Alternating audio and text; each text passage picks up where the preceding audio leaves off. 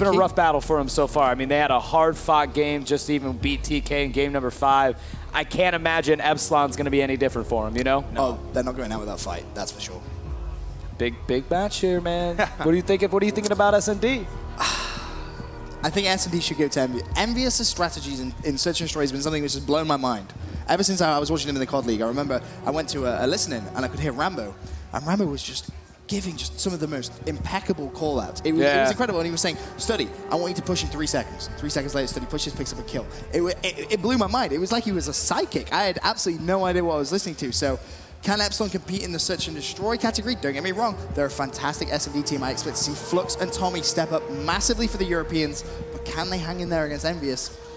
Brian, you've been watching these guys, so you've been here all day. You've gotten your hands in on a couple matches. So what do you think of this one going into game 2? You know, when you're talking about a team like EnVyUs that is that synchronized and can give commands like that and work together, the big thing that can kill that kind of communication and that kind of flow is frustration. Yeah, and if they're frustrated after a game like that and they can't recover and rebound quickly before this next game, that's going to be the big key. When you're a team that can move like that and communicate like that, when you're hot, you're hot. When you're cold, you're down to the floor. So it's tough to get over that hurdle. Like, that's a mental hurdle with your teammates when you're frustrated with one another, or if somebody performs like pretty poorly. Getting over that, trying to like make sure that, one, they're not demoralized, or that doesn't cause frustration and turmoil within the group. I mean, there's a lot of variables that can happen in a match like that. And it's tougher when you got a younger team. Yeah, the knock on young guys is, hey, they can be great. That fire is great when things are going well. How are they going to do when things get adverse? We're going to see a lot about this team right now. It'll tell Study's character for sure. Yeah, but that's where you're going to have the expertise and the experience coming in from Merc and Rambo. That's where the mentoring that you brought up was, these guys haven't just been, teammates and friends. They really have been mentoring Study into a fantastic place. So has all that been worth the while? This is the tournament they did it. This is where they need it. This is Study's biggest event he's ever participated in. All these other guys know what it's like to play on this level. They've been at this big stage before. Some of them many times. So this is a big opportunity for Study, and the reality of this, if they don't win this, they get knocked out of the tournament. It gets closer and closer as each game passes by. So it's do or die time going into game number 2, no doubt about it. I just got shivers when you said they're going to get knocked out. I mean, you don't expect these two names, Epsilon and EnVyUs. Yeah. Not crazy teams you'd think would not be competing in the top 8. I mean, anybody out there that's putting a top 8 together would definitely probably put those two squads. I definitely did. Yeah. When you're talking about a game this popular, we talked about earlier. I mean, you have no idea who's out there playing, how good they are, and this franchise's brain only gets bigger and bigger. Yeah, totally. More and more talent's going to come to the game, especially with the kind of prize money we got available. Yeah, $1 million ain't too bad. Come on, pretty good. It's a nice little paycheck. Study wants to go ahead and pay for college right away up front in cash. And his kids' college, right? If he keeps going at this rate, man. So this is Search and Destroy. It's going to be on Warhawk for game number 2. You guys know how S&D played. Pretty straightforward. 1 life per round. First to 6th round wins. We switch every single round. One team will carry the bomb. The other will play defense, and vice versa each and every round until we can determine a winner. We've seen a lot of overtime round 11s going back and forth here. Game number 2, Epsilon now up 1-0 in the series. Envy blowing a 17-point lead in the first half. Watching the team just kind of crumble in the second half. This is a great opportunity for them to bounce back, being a strong Search and Destroy team. Completely agree. Study Search and Destroy as well today has been almost impeccable. It's been just fantastic. So, again, we have to highlight Study. Can he recover from that poor performance? I'm going to go ahead and I'm going to say yes, he can. I think so. He knows he has to, man. But then is that pressure going to be too much at this level? It could be. They're playing for the money, right? It's top 8. He knows that if he goes out here, that's no money. You never know. Like, top 8. You never know how long he's going to get to play with Rambo or play with Merkley. You don't know how long these guys are going to play, how many more years they're going to play. Like, this is a big moment for them, and this moment comes around once every year. You know how much teams change in Call of Duty. Like, this is a big moment for him. So let's see how it all pans out. So Search and Destroy Warhawk. We've got Team Epsilon on the attacking side.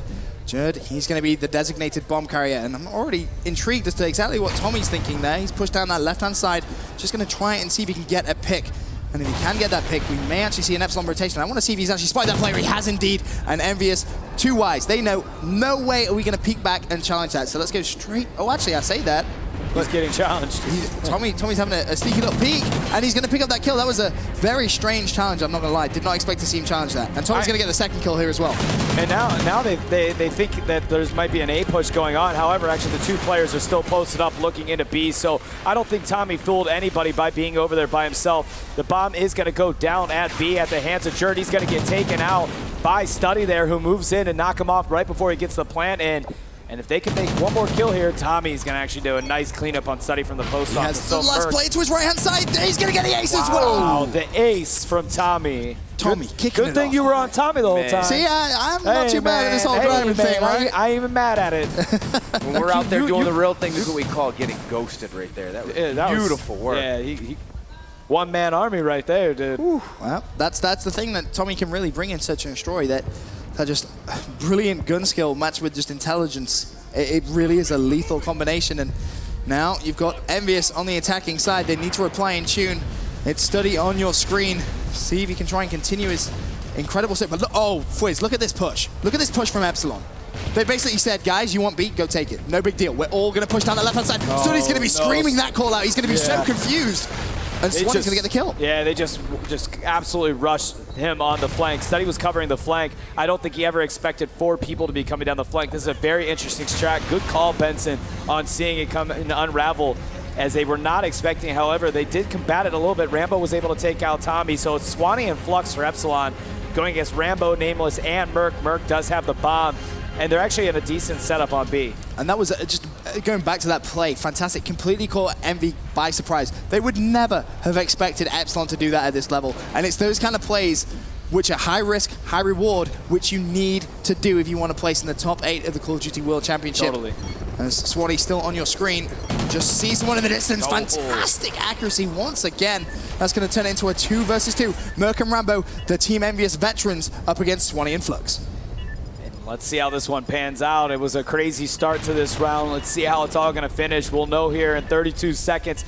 The bomb is down. Let's see if they're able to get the defuse as we switch over to Flux. He's going to take all kind of shots towards sandbags. However, Swanny trying to come around and flank them where they don't expect it, but Merc is not having any of that and takes care of business as now it's all tied up. A fantastic hold there from Merc, picking up that kill.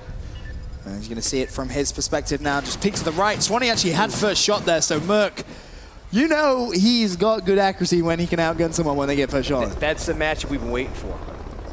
So true. So true. Those 1v1s.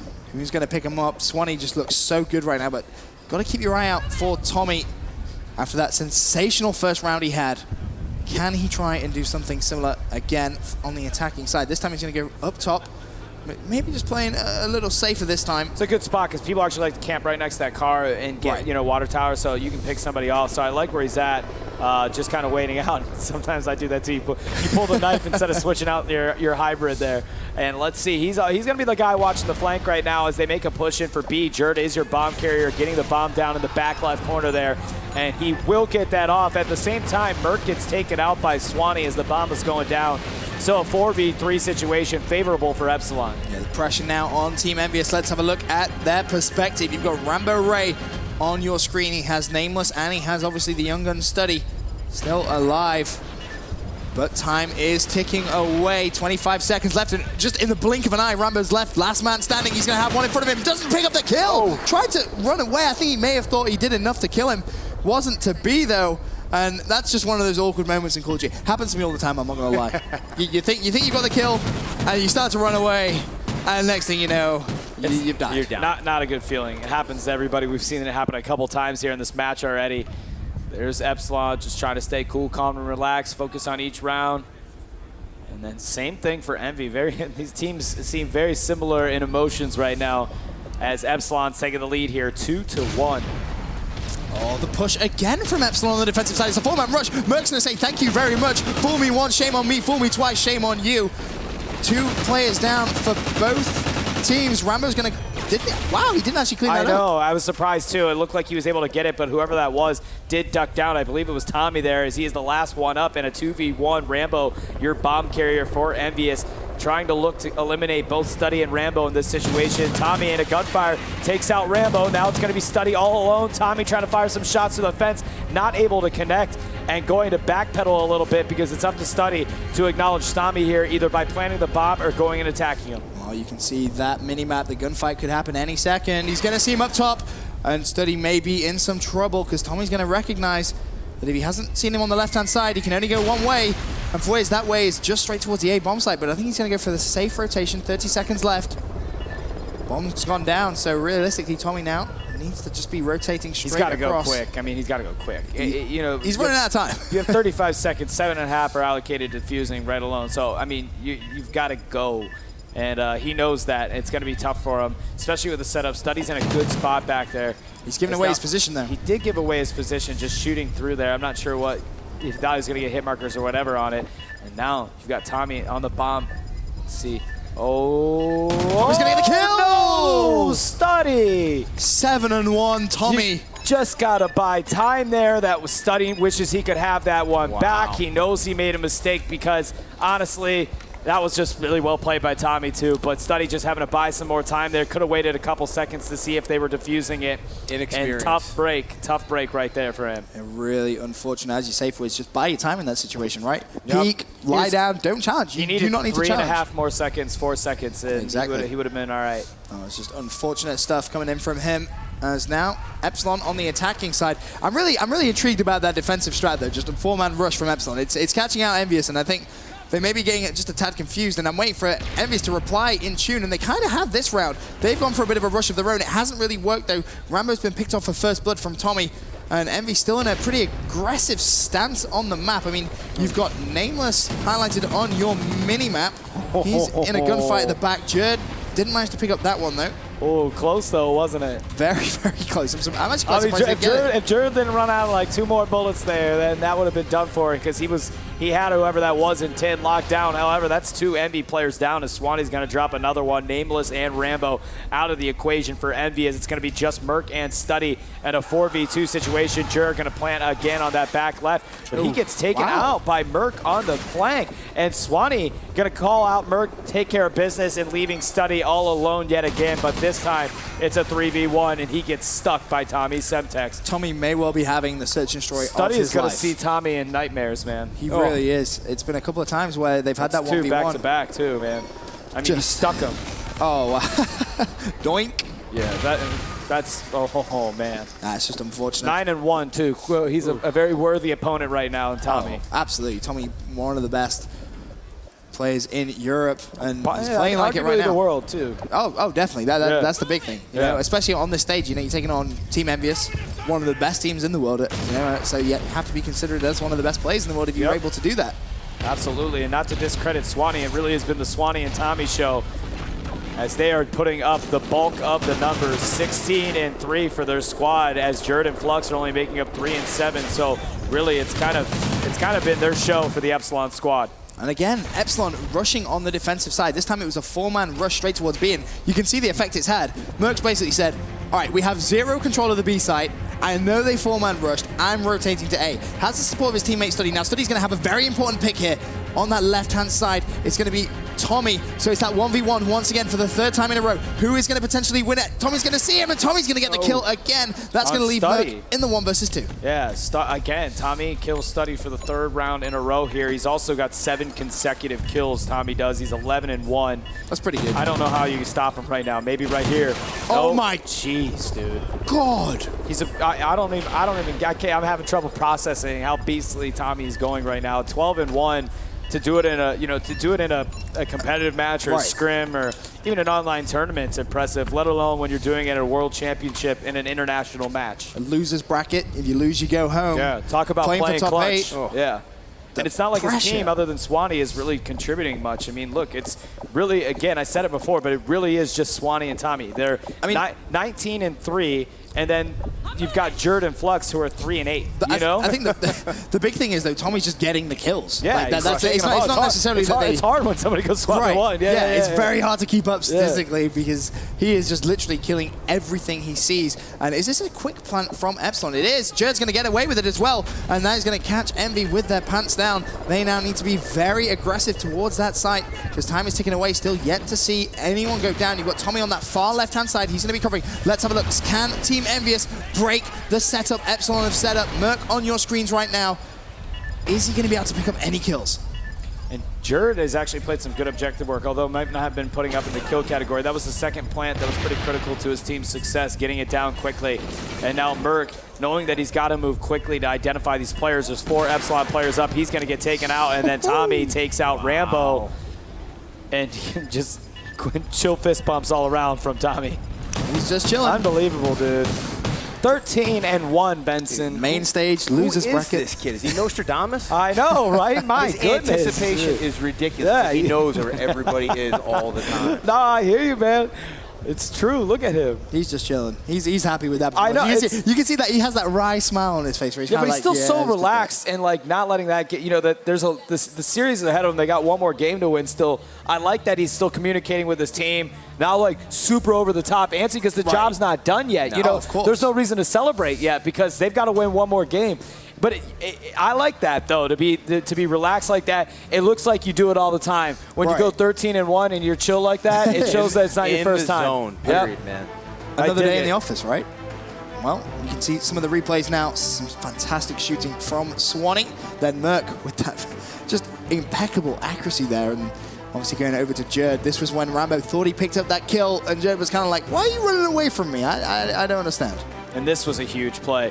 Again, one we said study it back. There was 14 seconds left. He saw that Tommy wasn't defusing, but then he popped out, peeked again, and it was a costly mistake. And then Tommy takes out Study again with the Semtex that he stuck him to.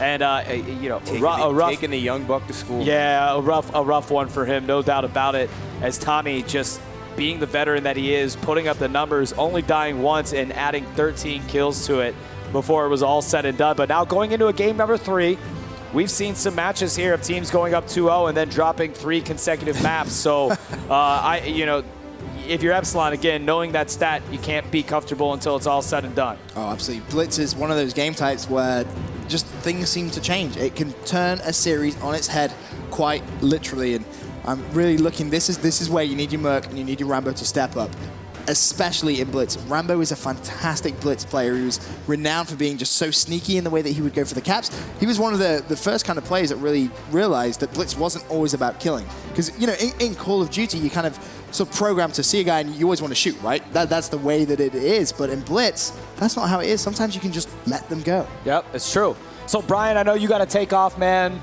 Any last words you got? Dude, this was really fun. It's a blast, you got to add it to your resume, man. I'll tell you what. I learned so much from you about punching sharks and stuff up here.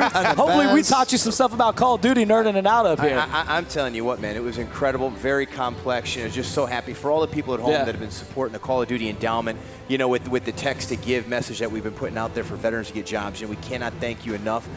It is very unfortunate, but demographic of 18 to 24 years old, which is the demographic of many of the people that are playing this championship, but they are almost 25% unemployed for United States veterans. That is an absolute mistake. It's wrong, and we're here fighting it today. So thank all of you. Yeah, my stepfather used to serve in the Army, and now he's out there working, so I know he really appreciates the endowment and certainly the work that you're doing, so thank you for that. You guys can follow Brian on Twitter at BrianStan, and again, if you want to contribute to the Call of Duty endowment that Activision is matching donations, you can go ahead, text 41444 with Jobs for Vets in the subject line and go ahead and get your donation in. I certainly know that all of us appreciate it out here for the Call of Duty endowment. But guys, don't go anywhere. We've got Envy versus Epsilon. Envy with their backs up against the wall. Epsilon tried to close it out. We'll be back to bring you game number 3 after this break.